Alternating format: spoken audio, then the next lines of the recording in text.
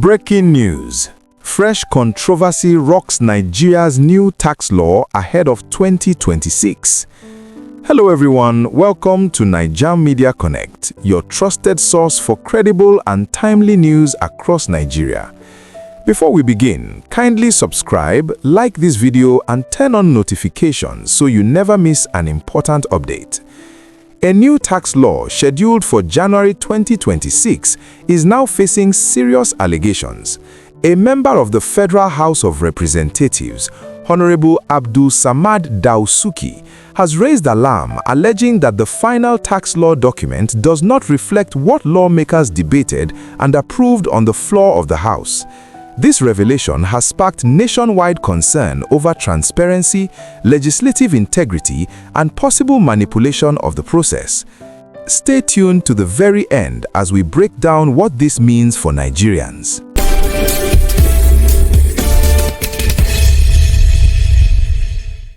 I'm glad to have Dr. Tokpe Fasua, Special Advisor to the President of Economic Affairs, joining me right here to shed more light on this. Thank you, Doctor. Thank you very much. Yeah, and people will say, who are those people that will stand up against the almighty federal government to sabotage its plans? Because the federal government has its ears, its eyes, its nose, everywhere. Nigerians are wonderful people, and even for political reasons, people will do everything.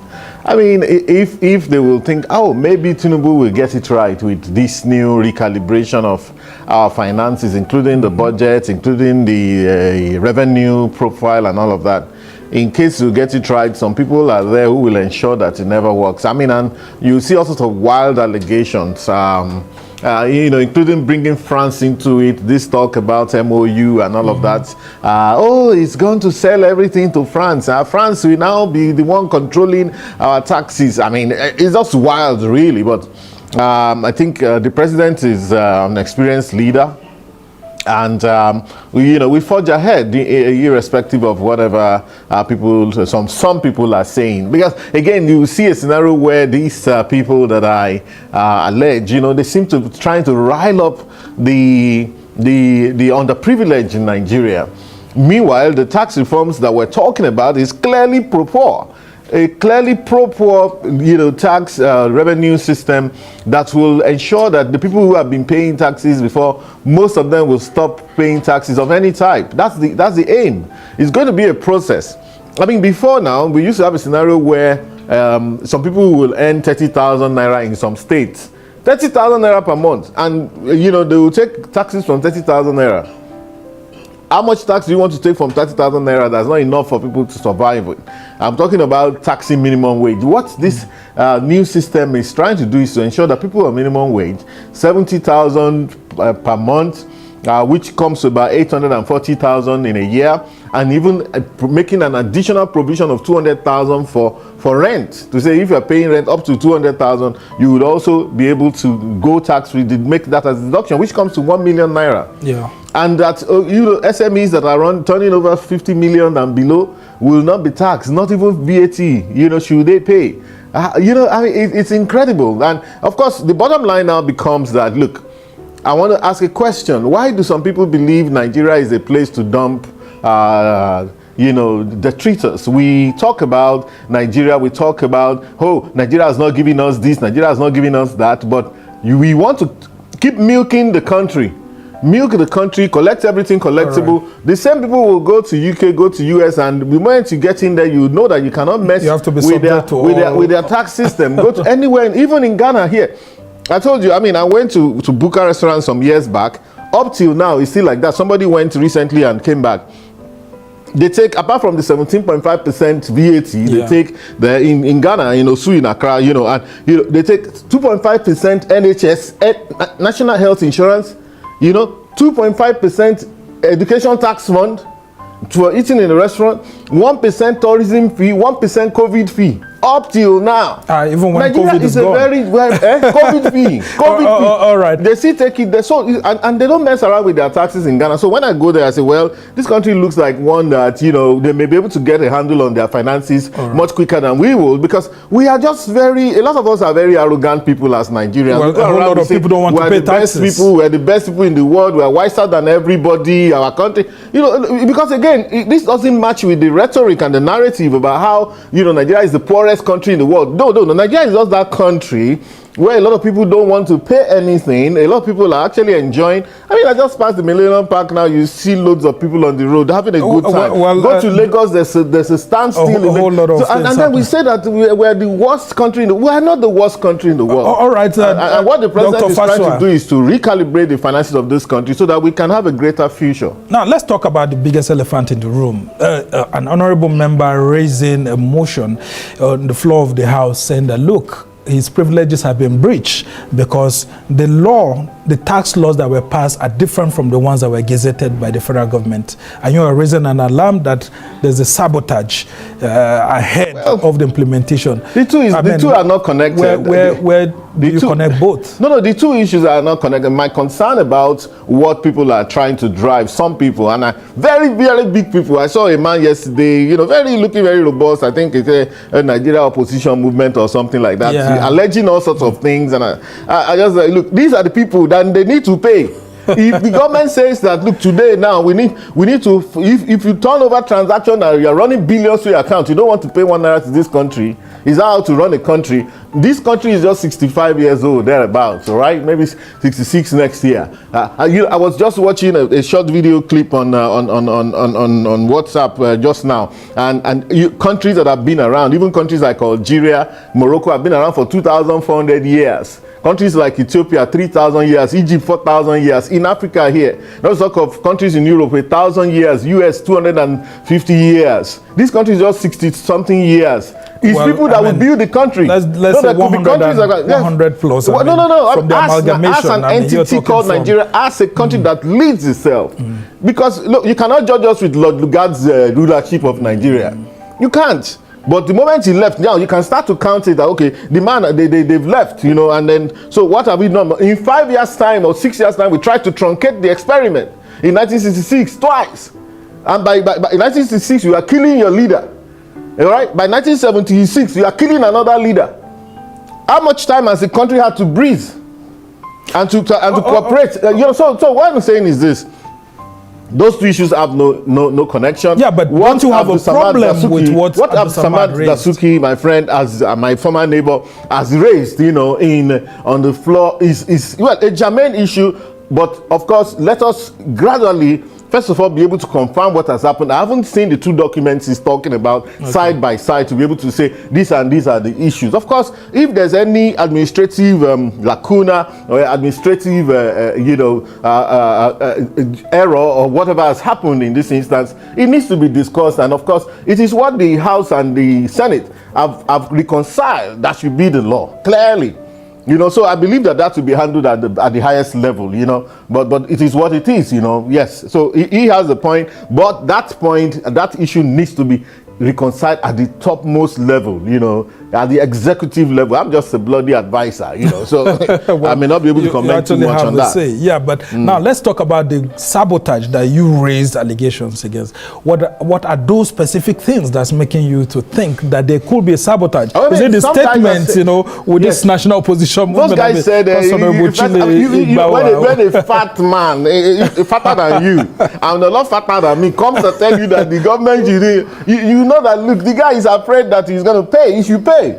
All of us should pay more if you are earning from what used to be. If haven't Nigerians been paying more taxes enough? Not Nigerians. That, remember, again, they are overtaxed. I don't know how many times I will say this, right? But I need to say it again. That 70, maybe if you say that 70%, if you believe the numbers, and that Nigerians are you know, as poor as we say they are, that our people are, therefore 70% of the population, of the working population, are taking off that tax burden. Imagine, that's a big thing.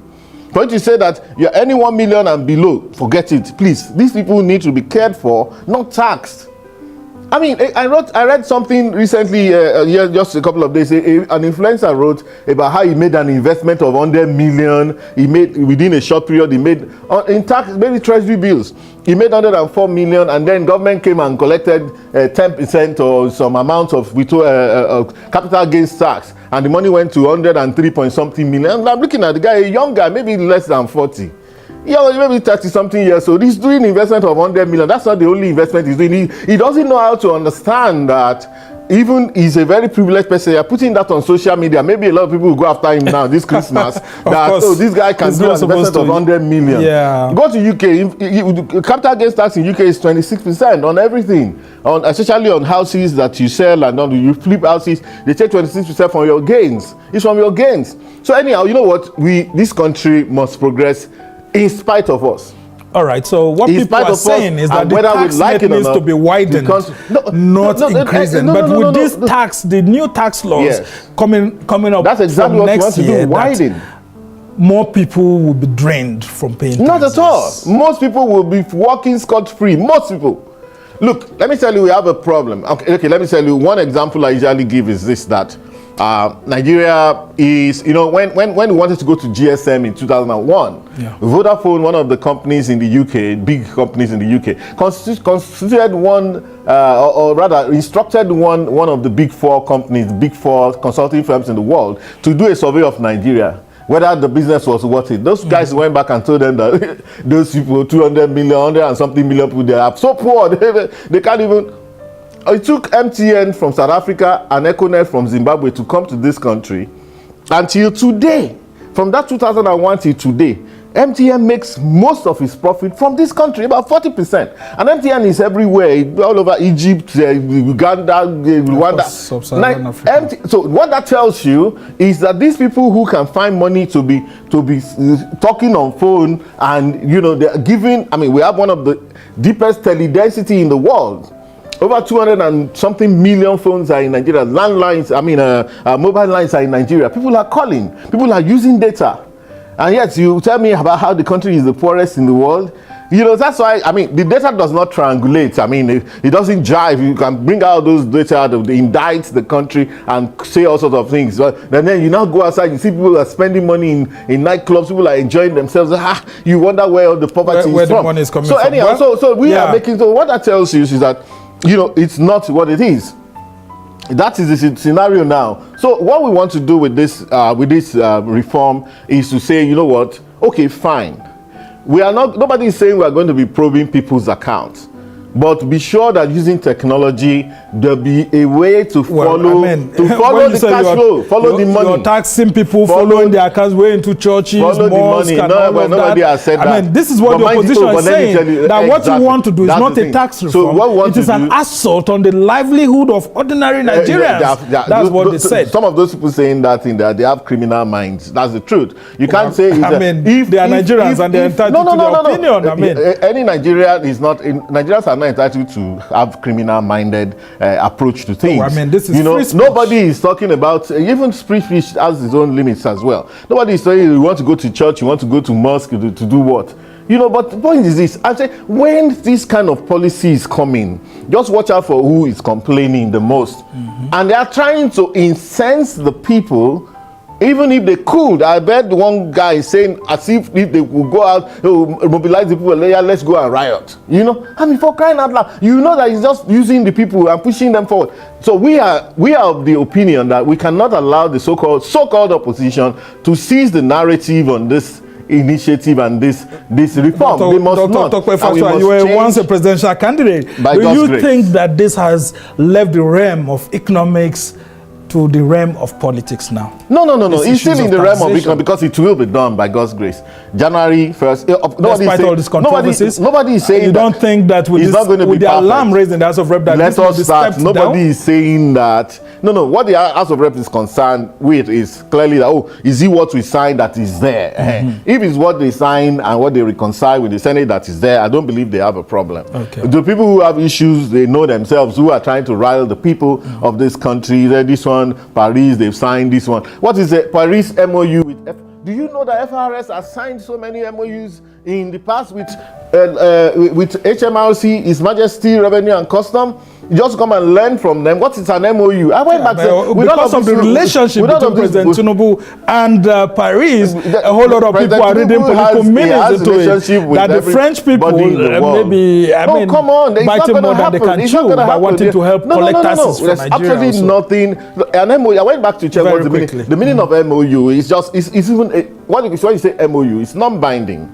MOU is just, I can sign an MOU with you right here. I say, oh, okay, me and you, I will, I want to sign an MOU with you that you can always call me every Saturday at 5 p.m. and I will come to you or whatever. But it's non-binding. It's so long as it's an MOU, it's not an agreement, it's non-binding. And of course, there's no big deal about it. The transparency is also a very good thing, which I believe that the FRS will be able to do in good time. But, let's all cooperate as Nigerians. 65 years, 66 years, we still have a long way to go. All of these things we are doing today, we are writing history. At some point in time, we'll be able to look back and look at what we've done in the past. All right, just before I let you go, Dr. Tokwe Fasua, what a whole lot of Nigerians are complaining about is lack of proper understanding of this. And we're saying that, the FIRS and then, of course, the presidential tax reforms, they've all tried quickly to educate people. But it looks like it's still not enough. We have what more could be done? Again, I mean, this alliance with the NOA, how much do you think can be done between now and January? NOA, when I was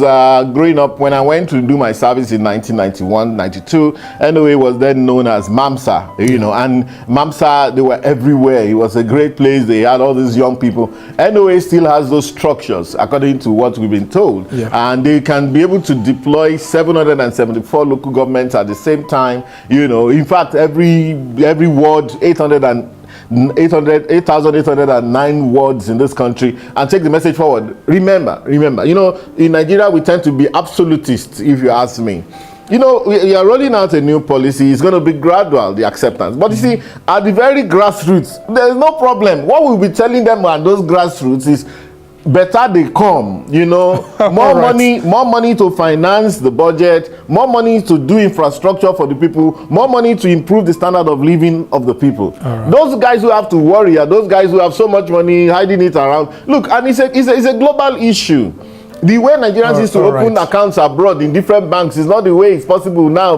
Nobody will open an account for you. There's, anti-money laundering, financing of terrorism is a big issue all over the world. So it's just Nigeria trying to do the right thing, and I commend the president for the initiative. All right, we must thank you so much, Dr. Tokwe Fasua, the special advisor to the president on economic affairs. And of course, it looks like you have a whole lot of political battle ahead of you, because if the opposition can all come together and challenge these tax laws ahead of January, I don't envy you and the presidency and the APC. They're afraid of the success for the country. That's the thing, and we're going to defeat them. All right, well, that's the much we can take on this edition of This Week. We must thank you so much, Dr. Tokwe Fasua. As questions grow, accountability remains key. What are your thoughts? Like, share, subscribe, and drop your comments below.